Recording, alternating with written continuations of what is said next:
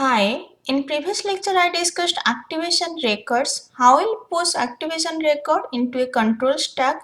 Let's discuss calling sequence. What is calling sequence? Procedure call are implemented by a calling sequence. In which sequence you are calling the procedures that we can call as a calling sequence, which consists of code that allocate an activation record on the stack and enters information into its field. The sequence of call is called as a calling sequence, or you can say the sequence of activation record that we are pushing onto a stack is called as a calling sequence. In which sequence you are pushing activation record onto a control stack, that is nothing our calling sequence. A return sequence is similar code to restore the state of the machine, so the calling procedure can continue its execution after the call. In which sequence you are returning, that is called as a return sequence. The code of the calling sequence is divided into two parts. One is calling procedure or called as a caller. Another is the procedure it call or called as a callee. Caller means the function which call and callee means that is called. Let A function is calling function B, then we'll say A is the caller while B is the callee. For detail about calling sequence, refer Ullman book chapter 7 runtime environment. Here I am just giving basic idea. Next, access to non-local data on this stack. What is local data? The data that is declared inside a function, that is called as a local, and the data that is outside a function, that is called as a non-local. In this C family of language, all variables are defined either within a function or outside a function. What is outside a function? That is called as a global. What is inside a function? That is called as a local. A global variable v has a scope consisting of all the functions that follow the declaration of v, except where that is a local definition of the identifier v. Let v is a global variable and there is a function a and another function b. Suppose within function b we are declaring v, then this b is not accessible for this function. This B have scope all the functions that follow this declaration except where there is a local definition of the identifier B. So global variable have scope in all the function except same variable is declared inside a function. Then that global variable scope is not in that function. Next, variable defined within a function have a scope consisting of the function only or part of it if the function has nested block.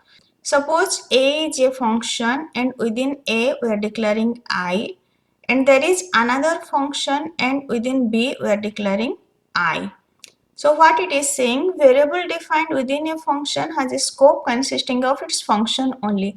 Means this I scope is inside that function or part of it if the function has a nested block. This a function have a nested block and within b we are also defining I. Inside b it will consider this I, not this I. So this first I scope is inside a function but not inside b, as it is a nested block and it is again redefining I. So the variable declared within a function have a scope consisting of that function or part of it if the function has a nested block, and within that nested block we are declaring the same variable. Allocation of storage for variable and access to those variable is simple. First is global variable. Global variable are allocated in static storage. I already discussed runtime environment can be divided into four types. One is code, another is static, next is heap, and another is stack. So this global variable can be stored in static. The location of global variable remain fixed and known at compile time. So to access any non-local variable, we use static determined address, or you can say we use static location for non-local variable, or you can say for global variable. Next, second, any other name must be local to the activation of the top of the stack. So whatever the local variable, that should be on top of the stack. I already discussed what will be part of activation record. Activation record also contain the local variable. We may access this variable through top SP pointer of the stack. An important benefit of static allocation for global is that declaration procedure may be passed as a parameter or written as result with no substantial change in the data access strategy.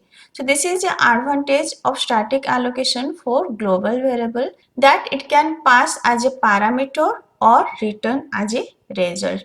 The scope of declaration of X is the region of program in which use of X refer to this declaration. Let A is a function and within function A we are declaring X. Then we will say scope of X is within A. In this A function we can use this X. We can refer X for this declaration. Then we will say X scope is within A function. Scope is again of two types. One is static scope or lexical scope, another is dynamic scope. A language uses static scope or lexical scope if it is possible to determine the scope of a declaration by looking only at the program. If by looking only at the program we can decide that X scope is this much, Y scope is this much, then that is lexical scope or static scope. If by looking up the program we can decide the scope, then that is static scope or lexical scope. Otherwise the language uses dynamic scope. What is dynamic scope? With dynamic scope, as the program run, the same use of X could refer to any of the several different declaration of X. During program run, the variable will refer to different declaration, that is called as a dynamic scope. If at compile time we can decide the scope, that is static scope or lexical scope. If at runtime we are deciding scope, that is dynamic scope. Maximum programming language like C and Java uses static scope. Nesting depth. What is nesting depth? Let us give a nesting depth 1 to the procedure that are not nested within any other procedure.